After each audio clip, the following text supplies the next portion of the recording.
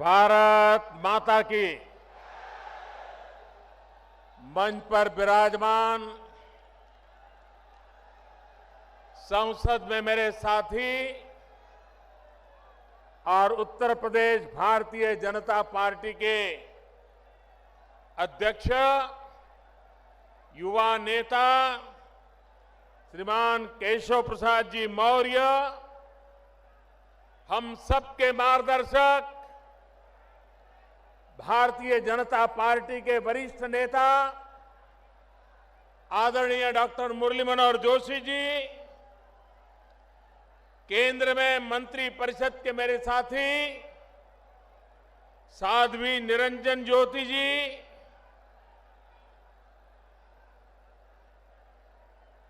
संसद में मेरे साथी श्री ओम जी, श्री देवेंद्र सिंह जी,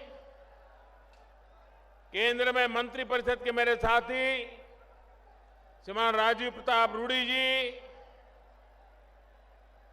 विधायक एवं महासचिव श्री सलील बिश्नोई जी,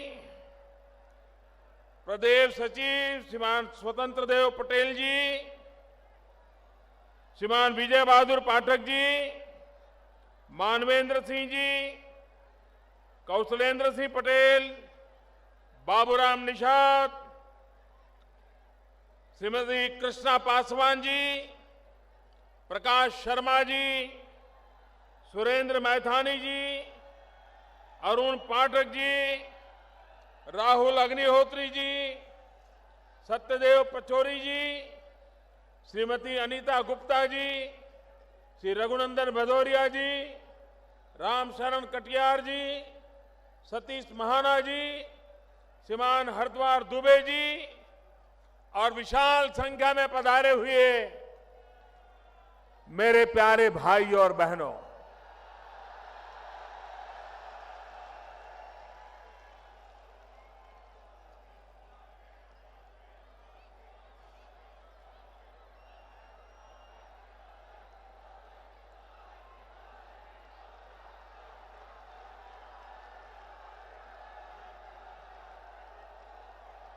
पिछले कुछ दिनों में मुझे उत्तर प्रदेश में जहां जहां जाने का सौभाग्य मिला है, मैं देख रहा हूं उत्तर प्रदेश में परिवर्तन की लहर नहीं, परिवर्तन की आंधी चल पड़ी है, आंधी चल पड़ी। ऐसा लग रहा है कि आने वाले चुनाव में उत्तर प्रदेश का हर नागरिक परिवर्तन का संकल्प पूर्ण करने के लिए जी जान से जुट गया है। भाइयों बहनों, आपके बीच आने से पहले मुझे भारत सरकार के कार्यक्रम में शरीक होना था। यहीं पर पास में ही उस कार्यक्रम का समारोह था। अनेक प्रकार की नई योजनाएं खास करके उत्तर प्रदेश के नौजवानों के लिए, देश के नौजवान जिसके पास ऊर्जा है, ऐसे ऊर्जावान नौजवानों के हाथ में अगर हुनर आ जाए तो मेरा देश का ऊर्जावान नौजवान पूरे भारत को नई ऊर्जा दे सकता है, नई गति दे सकता है, विकास की नई उड़ान दे सकता है। और इसलिए आज यहां पर स्किल डेवलपमेंट के अनेक योजनाओं का आरंभ किया है। पूरे देश में भी अनेक कार्यक्रमों को आज लॉन्च किया गया है।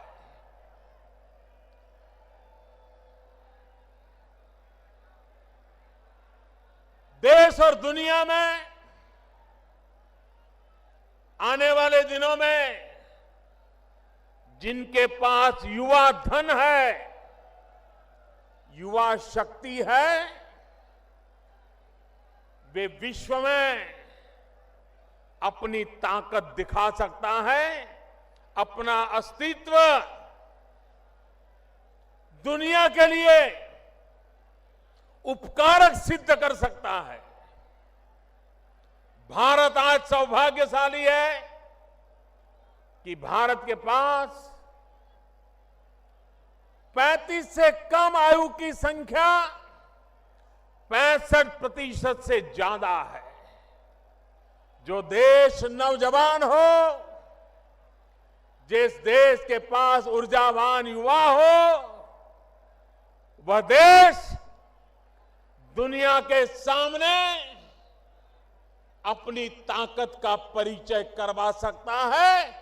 लेकिन वो तब संभव होता है जब उसके हाथ में हुनर हो, काम का अवसर हो, देश में गति हो, विकास की उड़ान हो।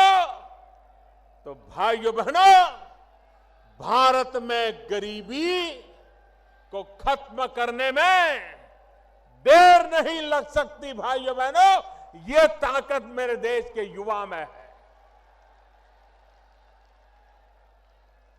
आज हमने गैस पाइपलाइन का भी लोकार्पण किया, बिजली के लिए एक सबस्टेशन का भी लोकार्पण किया। ये प्रोजेक्ट एक प्रकार से ऊर्जा के प्रोजेक्ट है, एनर्जी के प्रोजेक्ट है। ये प्रोजेक्ट भी आर्थिक बदलाव लाने में ऊर्जा का काम करते हैं। भाइयों बहनों, आपने देखा होगा ये उत्तर प्रदेश का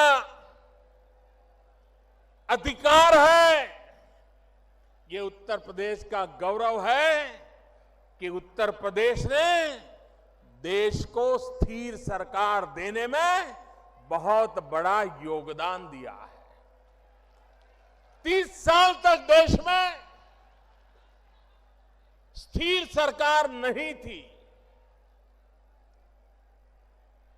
समझौते से गाड़ी चल रही थी, निर्णय नहीं होते थे। पूरी देर एक को संभालो तो दूसरा नाराज, दूसरे को संभालो तो तीसरा नाराज। वो अपनों को संभालने में लगे, देश को संभालने के लिए उनके पास समय नहीं था, देश को संभालने के लिए उनकी प्रायोरिटी नहीं। भाइयों बहनों, आज दिल्ली में आपने ऐसी सरकार बनाई है जो सरकार गरीबों को समर्पित है। पहले दिन से हमने जो जो योजना लाए हैं, वो सारी योजनाएं इस देश के गांव, गरीब, किसान, दलित, पीड़ित, शोषित, वंचित, माताएं, बहनें, युवा, उन्हीं के जीवन में बदलाव लाने के लिए हमारी सभी योजनाएं केंद्रित है।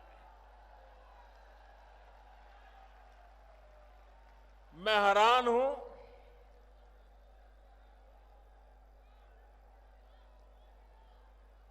एक तरफ हम देश को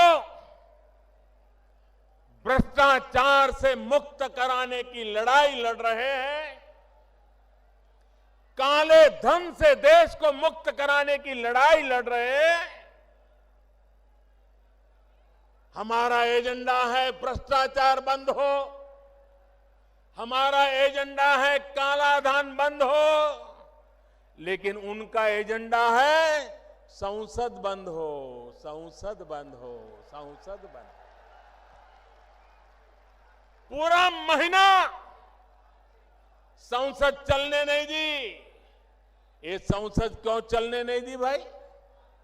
पार्लियामेंट में चर्चा क्यों नहीं की? राष्ट्रपति के कहने के बाद भी हो हल्ला करते रहे, नारे बुलाते रहे।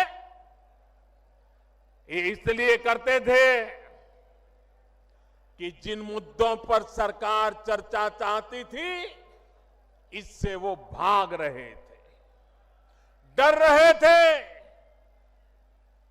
अब तक जिन्होंने सरकारें चलाई हैं, उनके लिए हिसाब देना जरा महंगा पड़ रहा था और इसलिए संसद में हो हल्ला करो, नारेबाजी करो, स्पीकर महोदय पर कागज के टुकड़े फेंको, यही काम करते रहे। अरे म्युनिसिपैलिटी में चुने हुए लोग भी ऐसा व्यवहार करने से पहले 50 बार सोचते हैं। देश की संसद को, उसकी गरिमा को अपने राजनीतिक स्वार्थ के लिए चोट पहुंचाने का प्रयास, मेरे देशवासियों, ये बातें सामान्य नहीं है, गंभीर है। देशवासियों को समझना होगा।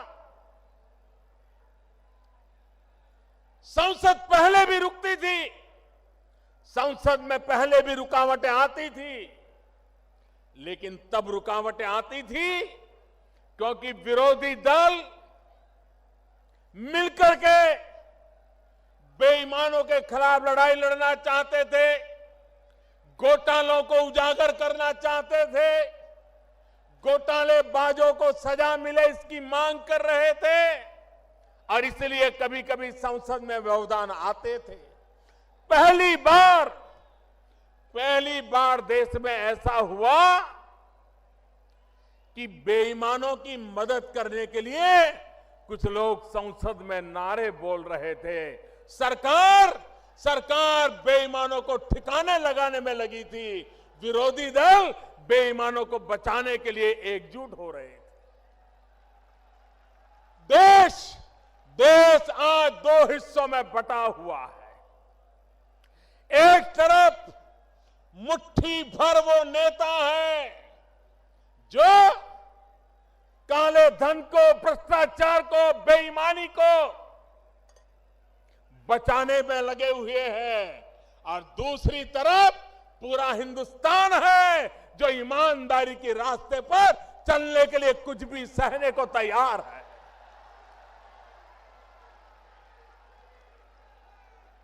भाइयों बहनों, ये भ्रष्टाचार, ये काला धन, काला मन, काला कारोबार, यही है जिसने मध्यम वर्ग का शोषण किया है और गरीबों के हक को छीना है। भाइयों बहनों, आज दिल्ली में ऐसी सरकार बैठी है जो गरीबों को हक दिलाना चाहती है, जो मध्यम वर्ग को शोषण से मुक्त कराना चाहती है, जो देश में ईमानदारी के रास्ते पर आगे बढ़ना चाहती है और देशवासी जिस ईमानदारी के लिए पहचाने जाते हैं उसको लेकर के एक नई ताकत खड़ी करना चाहती है। लेकिन भाइयों बहनों, जिनको आदत बेईमानी की पड़ी है, जिनको आदत गलत काम करने की पड़ी है, उनसे अब देश ज्यादा अपेक्षा नहीं कर सकता है। और इसलिए मेरे प्यारे देशवासियों, मेरे प्यारे भाइयों बहनों, ये परिवर्तन की आग, ये परिवर्तन की ललक, पूरे उत्तर प्रदेश में परिवर्तन की आंधी क्यों आई है? यहां के लोग गुंडागर्दी से तंग आ चुके हैं, तंग आ चुके हैं।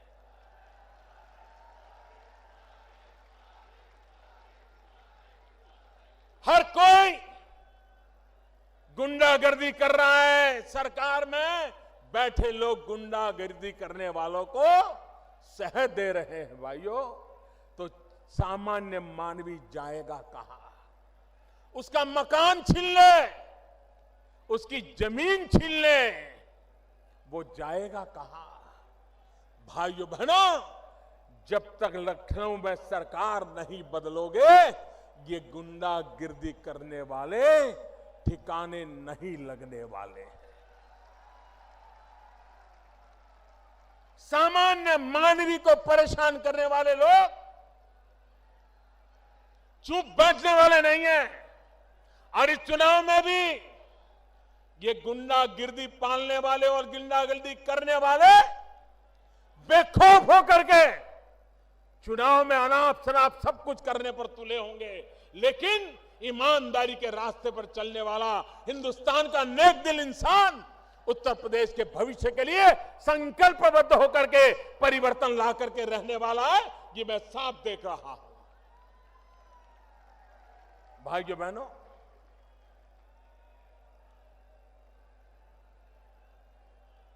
मैं आज हमारे देश के चुनाव आयोग का भी अभिनंदन करता हूं।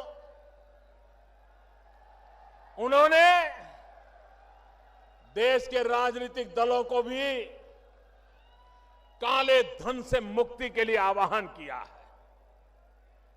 भारतीय जनता पार्टी इसका स्वागत करती है। भाइयों बहनों, संसद के सत्र के पहले ऑल पार्टी मीटिंग में सभी राजनीतिक दलों के सभी वरिष्ठ नेताओं के बीच में मैंने उनके सामने आग्रह से कहा था कि देश ईमानदारी चाहता है, देश ईमानदारी के रास्ते पर आगे बढ़ना चाहता है। राजनीतिक दल, राजनेता, उनके प्रति जनता के दिल में अविश्वास भरा पड़ा है। लोकतंत्र में हम राजनेताओं की, राजनीतिक दलों की जिम्मेवारी है कि हम जनता को ईमानदारी का विश्वास दिलाएं। और मैंने कहा था कि इस बार संसद में हम खुल करके चर्चा करें, दो विषयों पर खुल करके चर्चा करें कि पॉलिटिकल पार्टियां, राजनीतिक दल, उनको चंदा कैसे मिलना चाहिए, ये चंदे का हिसाब किताब कैसे होना चाहिए, देश की जनता के सामने ये चंदे के संबंध में राजनीतिक दलों पे जो उंगलियां उठी रही है, क्या देश की जनता की इच्छा आकांक्षा के अनुकूल हम मिलकर के कोई रास्ता खोज सकते हैं कि नहीं खोज सकते? ये बात मैंने ऑल पार्टी मीटिंग में कही थी और मैंने आग्रह किया था कि सदन में इसकी चर्चा होनी चाहिए। मैंने दूसरी बात कही थी, जो हमारे देश के आदरणीय राष्ट्रपति जी ने भी अभी उसका उल्लेख किया।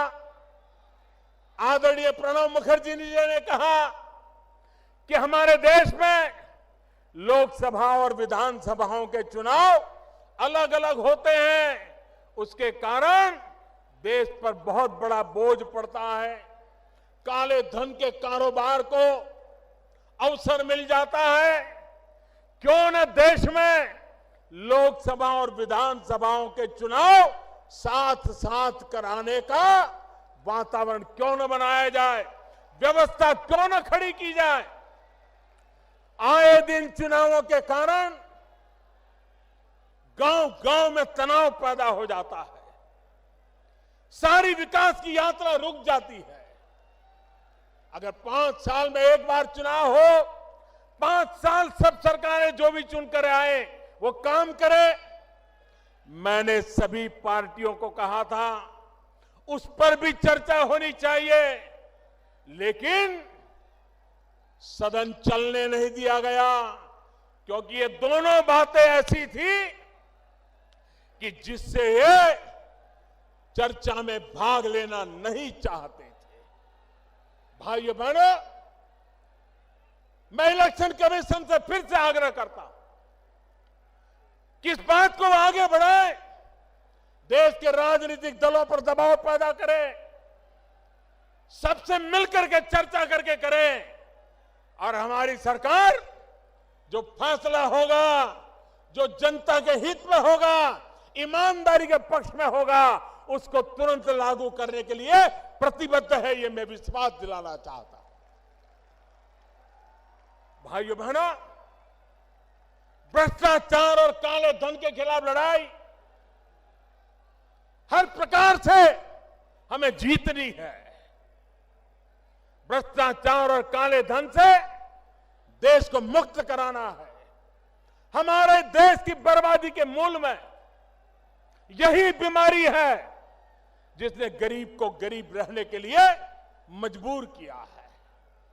और इसलिए भाइयों बहनों, आवश्यक है कि हम इस लड़ाई में एक सिपाही बनकर के देश के उज्जवल भविष्य के लिए काम करें। भाइयों बहनों,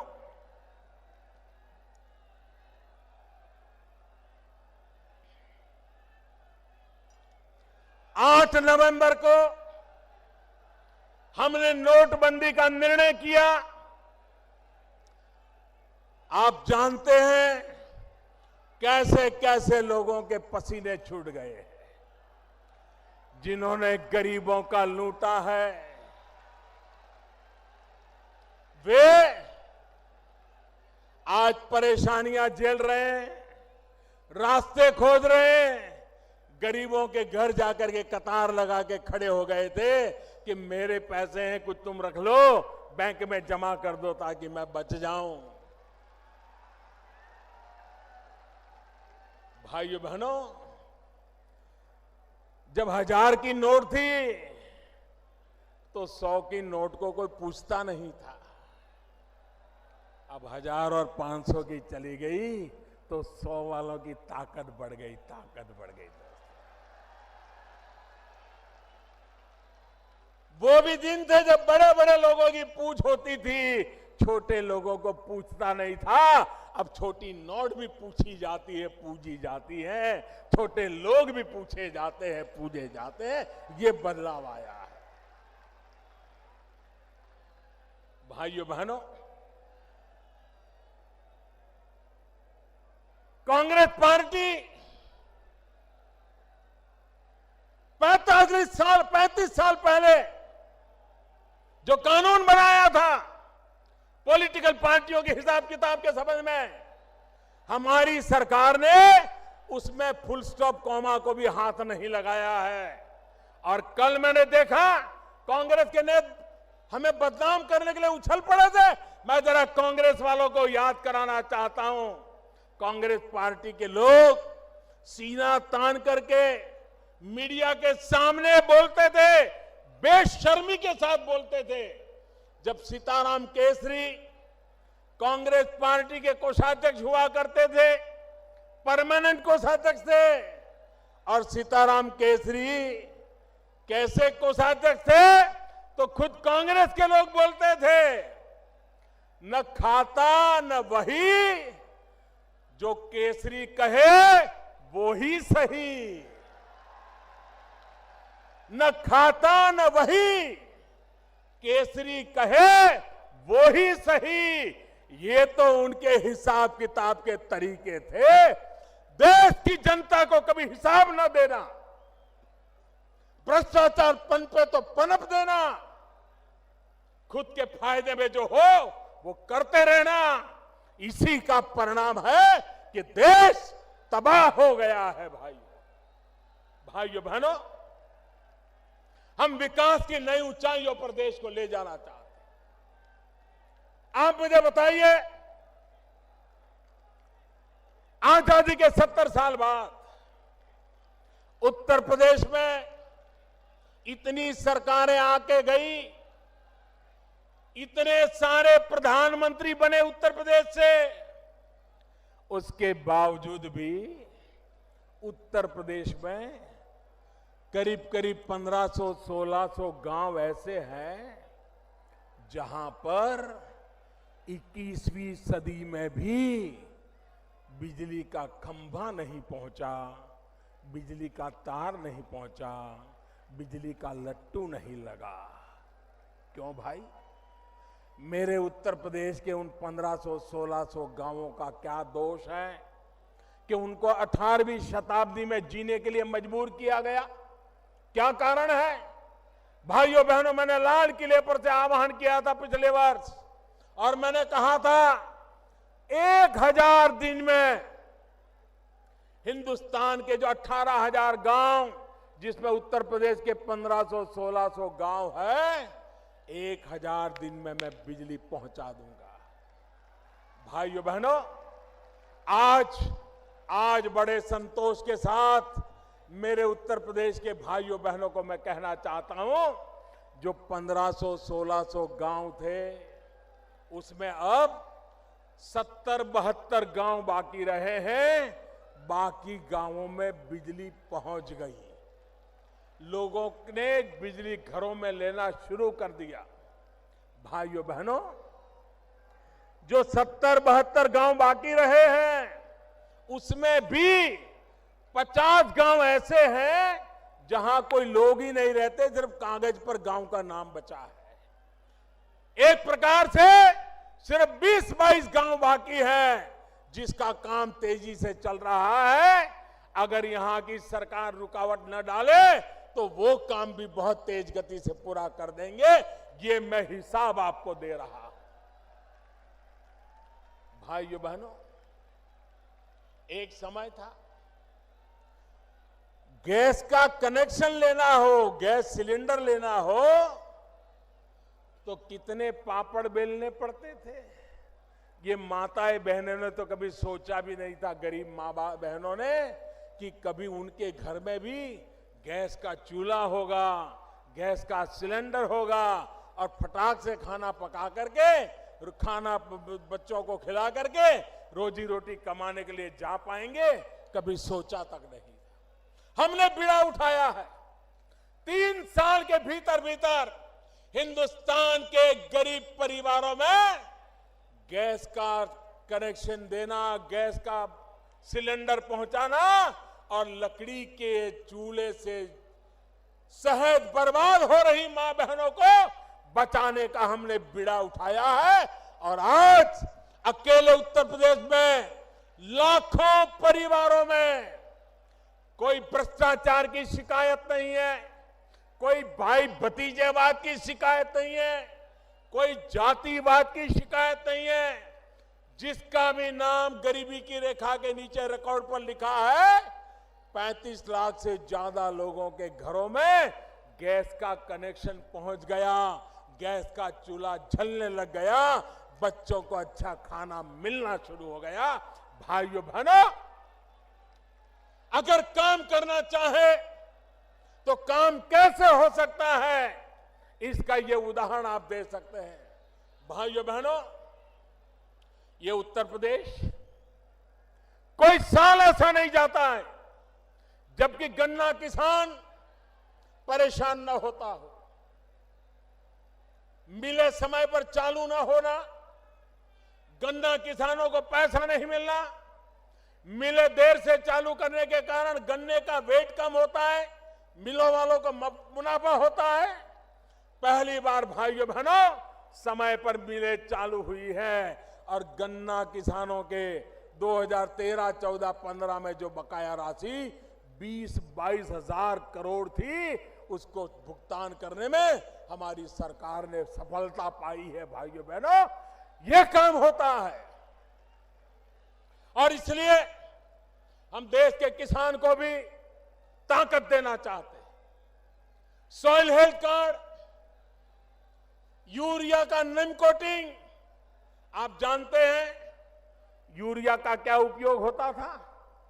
मैं जरा दिल्ली वालों को कहना चाहता हूं, दिल्ली वाले बड़े चाव से जो दूध पीते थे ना, उनको पता भी नहीं चलता था कि सही में गाय या भैंस का दूध कौन सा है और यूरिया से बना हुआ सिंथेटिक दूध कौन सा है, पता तक नहीं चलता था। यूरिया का उपयोग खेत में किसानों को मिलने के बजाय देश को बर्बाद करने पर तुले हुए मुट्ठी भर लोग उसमें से सिंथेटिक दूध बना करके दिल्ली के लोगों तक पहुंचा देते थे। अब हमने यूरिया का नीम कोटिंग कर दिया। अब यूरिया का नीम कोटिंग करने के कारण उसका सिर्फ एक ही उपयोग हो सकता है और वो जमीन में, खेत में डालने के सिवाय कोई उपयोग नहीं हो सकता है। बताइए मेरे भाइयों बहनों, करोड़ों करोड़ों बच्चों की जिंदगी हमने बचाई कि नहीं बचाई? बताइए मेरे भाइयों बहनों, करोड़ों करोड़ों बच्चों की जिंदगी बचाई कि नहीं बचाई? एक निर्णय, नीम कोटिंग, यूरिया का नीम कोटिंग सिंथेटिक दूध बनाने वालों के धंधों पर चोट पहुंचा दी और देश के करोड़ों बच्चे जिनको इस प्रकार का यूरिया से बना हुआ दूध पिलाने के लिए मजबूर किया जाता था, उन बच्चों की जिंदगी बचाने का काम एक निर्णय से हमने कर लिया है भाइयों। ये नोटबंदी भी ऐसी है, एक निर्णय से अच्छों का खेल खत्म हो चुका है। कुछ लोगों को लगता था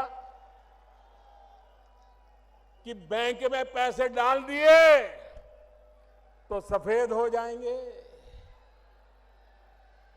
ये गलती कर गए, उनको पता नहीं था ये सरकार ईमानदारी की सरकार है, ईमानदारी के लिए सरकार है, ईमानदारों के कारण ये सरकार है। और इसलिए जो सरकार ईमानदारों के कारण हो, जो सरकार ईमानदारी के लिए हो, जो सरकार ईमानदारों के लिए हो, उस सरकार को कम मता किए फंस गए। उनको लग रहा था अब हमने टेक्नोलॉजी से ढूंढ रहे हैं कहां से रुपया आया, कब आया, वो आया था वो कौन था, सीसीटीवी कैमरा में देखा जा रहा है। और आपने देखा होगा दमादम रुपये पकड़े जा रहे हैं कि नहीं पकड़े जा रहे हैं। पहले कभी ये दृश्य देखा था? पहले कभी देखा था ये लूटने वालों पर हाथ लगाने की किसी की ताकत थी? भाइयों बहनों, आज हिंदुस्तान के हर कोने में जिन्होंने देश के गरीबों के साथ खिलवाड़ किया है, उनका हिसाब मैं चुकता कर रहा हूं भाइयों। मैं जानता हूं इनकी ताकत कितनी है। जो लोग इतनी ताकत रखते हैं, बैंक के अफसरों को भी खरीद सकते हैं। भाइयों बहनों, वो कुछ भी कर सकते हैं, लेकिन मेरे देशवासियों, ये लड़ाई देश के ईमानदारों की लड़ाई है, देश के गरीबों की लड़ाई है। और ये सरकार ये लड़ाई जीत करके रहने वाली है, क्योंकि देश ईमानदारी की लड़ाई जीतना चाहता है। मेरे भाइयों बहनों, ये बात मैं भली भांति जानता हूं। इतना बड़ा देश, इतनी बड़ी जनसंख्या, इतना बड़ा कारोबार नोटों का और इतना बड़ा निर्णय, लोगों को क्या कुछ सहना पड़ा है इसका मुझे पूरा अंदाज है। मेरे देशवासियों ने ये जो कुछ भी सहा है, देश के उज्जवल भविष्य के लिए सहा है। मेरे देशवासियों ने 8 नवंबर से आज तक भांति भांति के कष्ट झेले हैं, लेकिन मेरे देशवासियों, आपने जो कष्ट झेला है वो अपने स्वार्थ के लिए नहीं झेला है, देश के स्वार्थ के लिए झेला है, देश की भलाई के लिए झेला है। और इसलिए भाइयों बहनों, आपको कभी निराश होने का अवसर नहीं आएगा, क्योंकि इसके साथ ईमानदारी है, पवित्रता है, प्रामाणिकता है। भाइयों बहनों, मैंने पहले दिन से कहा है कि 50 दिन तक एक कठिनाई, भांति भांति की कठिनाइयां आती रहेगी। कभी कम दिखती होगी, कभी बढ़ती दिखती होगी। 50 दिन तक ये होने वाला है, ये मैंने पहले दिन कहा था। और 50 दिन के बाद ये कठिनाइयां बढ़ना बंद कर देगी, बढ़ नहीं पाएगी। कठिनाइयां कम होने की शुरुआत हो जाएगी। ये मैंने पहले दिन कहा था, आज दोबारा कह रहा हूं। भाइयों बहनों, जो लोग एटीएम के ऊपर कतार लगा के खड़े रहते हैं, जो लोग बैंक में पैसे लेने जाते हैं, मैं जरा हमारे विरोधियों से कुछ सवाल पूछना चाहता हूं।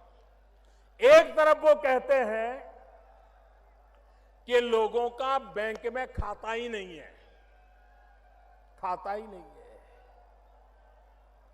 दूसरी तरफ कहते हैं कि लोग बैंक में पैसे लेने, गरीब आदमी जाता है, उसको पैसा नहीं मिलता है। भाई एक चीज तो सच बताओ, एक तरफ कहते हो गरीब का खाता नहीं, दूसरी तरफ कहते हो गरीब पैसे लेने जाता है, मिलता नहीं। जनता को गुमराह करने के लिए झूठ क्यों बोलते हो?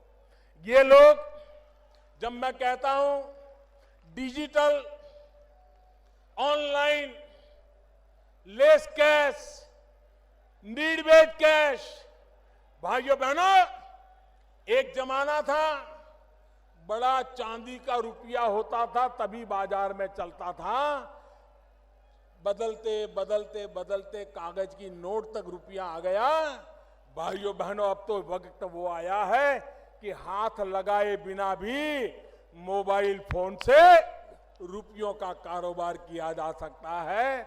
आपकी मोबाइल फोन ही आपकी बैंक बन जाती है। चाय पी करके मोबाइल फोन से पैसे दिए जा सकते हैं, चाय पीने वाले से मोबाइल से पैसा लिया जा सकता है, नोटों के बिना किया जा सकता है। जब मैं ये बताता हूं तो ये लोग क्या कहते हैं, करे इस देश में कहां लोगों के पास मोबाइल फोन है, इस देश में कहां ये है। यही लोग हर चुनाव में ये भाषण देते थे कि राजीव गांधी प्रधानमंत्री थे, वो हिंदुस्तान में कंप्यूटर युग लाए। राजीव गांधी प्रधानमंत्री थे, इस देश में मोबाइल फोन लाए। राजीव गांधी प्रधानमंत्री थे, इस देश के गरीबों के हाथ में उन्होंने मोबाइल फोन दे करके एम्पावरमेंट किया। यही भाषण ये लोग करते थे। लेकिन अब जब मैं कह रहा हूं कि मोबाइल फोन को बैंक बना दो, तो कहते हैं मोबाइल फोन है ही कहां, गरीब के पास मोबाइल है कहां। इतना झूठ बोलते हो आप लोग। यही लोग ढोल पीटते थे कि राजीव गांधी ने मोबाइल फोन दिया। अब मैं कहता हूं मोबाइल फोन का बैंक मिलेगा, तो कहते हैं मोबाइल फोन है ही नहीं। आप इनको पहचानो कितना झूठ बोलते हैं। ये लोग गुमराह कैसे करते हैं, लोगों को भड़काने का काम कैसे करते हैं। भाइयों बहनों, ये सरल कारोबार है और भारत सरकार ने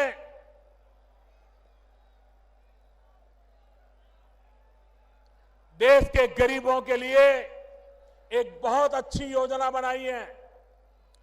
मैं ये योजना आपको बताता हूं, आप घर घर पहुंचाओगे, घर घर पहुंचाओगे, जोर से बताइए, घर घर पहुंचाओगे, हर दुकानदार को पहुंचाओगे, गांव गांव पहुंचाओगे, पक्का पहुंचाओगे।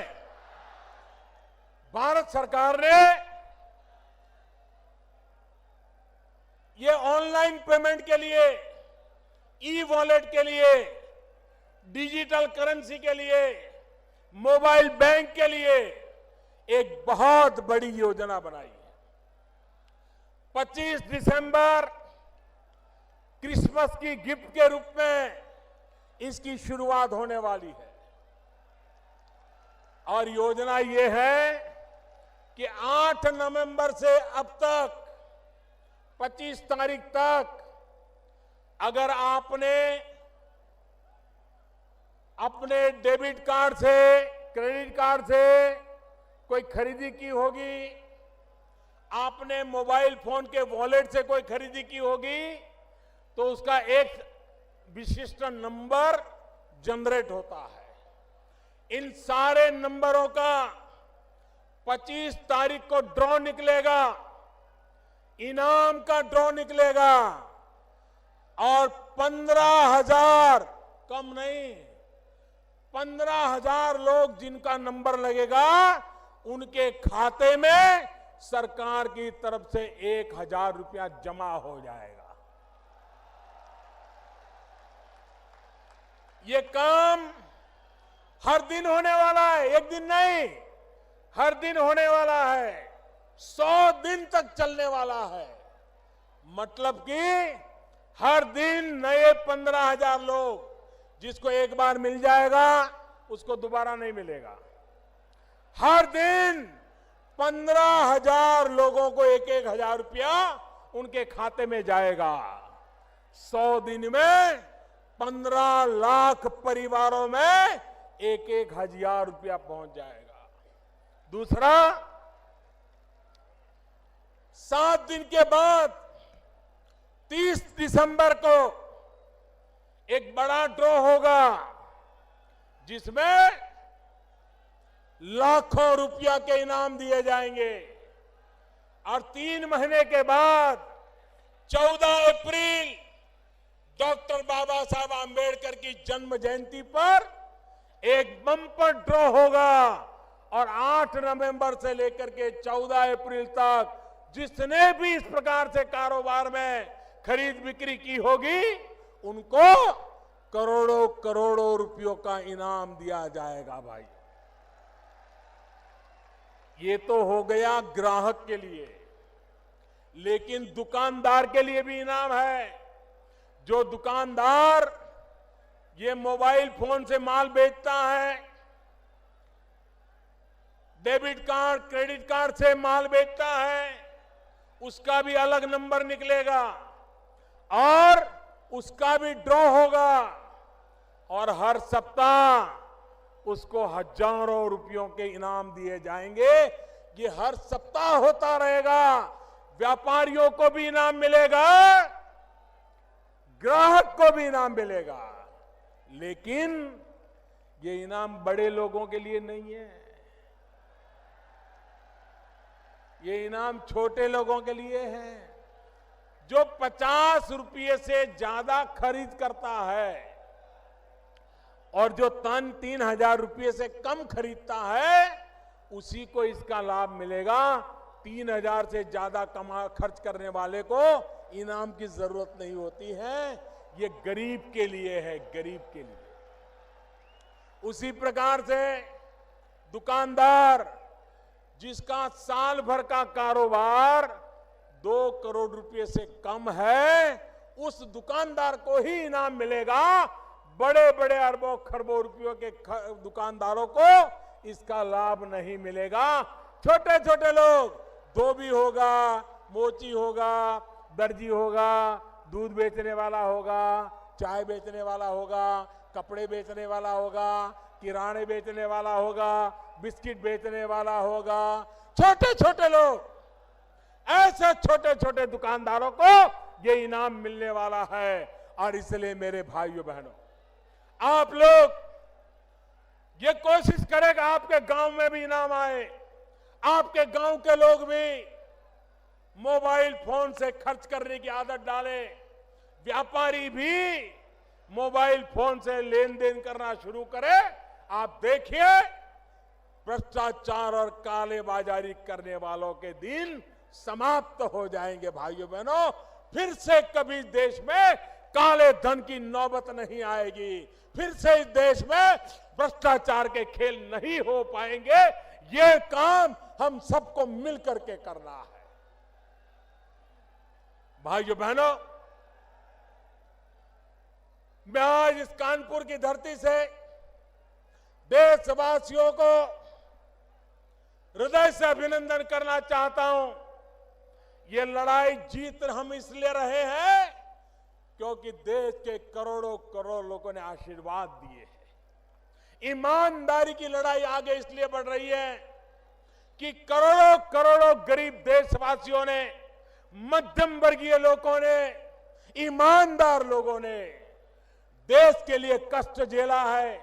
घंटों तक कतार में खड़े रहे, लोगों ने आकर के उनको उकसाने की कोशिश की, राजनेताओं ने भड़काने की कोशिश की, भांति भांति की बातें चलाई गई, लेकिन कश्मीर से कन्याकुमारी, अटक से कटक पूरा हिंदुस्तान ईमानदारी के साथ खड़ा रहा। इससे बड़ा किसी देश का सौभाग्य नहीं हो सकता। भाइयों बहनों, मैं मीडिया के मित्रों से भी आग्रह करता हूं, मैं पत्रकारिता जगत से भी आग्रह करता हूं, मैं इंटेलेक्चुअल वर्ल्ड से भी आग्रह करता हूं, लिखने पढ़ने की ताकत वालों से भी आग्रह करता हूं। आप दुनिया को बताओ, आप दुनिया को बताओ, ये 125 करोड़ का देश, कई लोग ऐसे हैं जिनको स्कूल कॉलेज जाने का सौभाग्य नहीं मिला है, अशिक्षा है, गरीबी है, उसके बावजूद भी 125 करोड़ का देश ईमानदारी की लड़ाई के लिए, कष्ट झेलने के लिए तैयार हुआ है। ये दुनिया के लिए बहुत बड़ी खबर है, बहुत बड़ा अजूबा है। दुनिया में कहीं ये संभव नहीं हो सकता जो मेरे देशवासियों ने करके दिखाया है। उनके जितने गीत गाए उतना कम है, उनके जितने गुणगान करे उतना कम है। दुनिया को भारत की ताकत का परिचय कराए उतना कम है। और इसलिए मैं बुद्धिजीवियों से कहना चाहता हूं कि भारत के गरीब ने, भारत के अनपढ़ व्यक्ति ने, भारत के ईमानदार व्यक्ति ने जो ताकत दिखाई है, उससे जरा दुनिया को परिचय करवाइए। ये मेरे देश की ताकत है, इसी ताकत से देश आगे बढ़ने वाला है। भाइयों बहनों, जब अच्छा करते हैं तो तप करना पड़ता है, तपस्या करनी पड़ती है और तप झेलना भी पड़ता है। मेरे देशवासियों ने अद्भुत कमाल की है भाइयों, अद्भुत कमाल की। इतिहास इस घटना को इसलिए याद नहीं करेगा कि कौन प्रधानमंत्री था और किसने निर्णय किया था। इतिहास इस घटना को इस रूप में देखेगा कि 125 करोड़ का देश ईमानदारी के लिए कैसे खड़ा हो गया था। यह इतिहास दर्जित करने वाला है। इस लड़ाई का विजय किसी प्रधानमंत्री का नहीं है, इस लड़ाई का विजय किसी दल का नहीं है, इस लड़ाई का विजय किसी सरकार का नहीं है। यह लड़ाई का विजय ईमानदार देशवासियों का विजय है, ईमानदारी का विजय है। ईमानदारी पर देश को आगे ले जाने की लड़ाई का विजय है। और इसलिए मेरे प्यारे भाइयों बहनों, आपने जो आशीर्वाद दिया है, आपने जो आशीर्वाद दिया है, इसको मैं शत शत नमन करता हूं। मुझे फिर एक बार भाइयों बहनों, मुझे बताइए, हाथ ऊपर करके बताइए, ईमानदारी की लड़ाई लड़नी चाहिए कि नहीं लड़नी चाहिए? बेईमानी खत्म होनी चाहिए कि नहीं होनी चाहिए? भ्रष्टाचार जाना चाहिए कि नहीं जाना चाहिए? काला धन मिटना चाहिए कि नहीं मिटना चाहिए? काला धन के कुबेरों को सजा होनी चाहिए कि नहीं होनी चाहिए? देश का शुद्धिकरण होना चाहिए।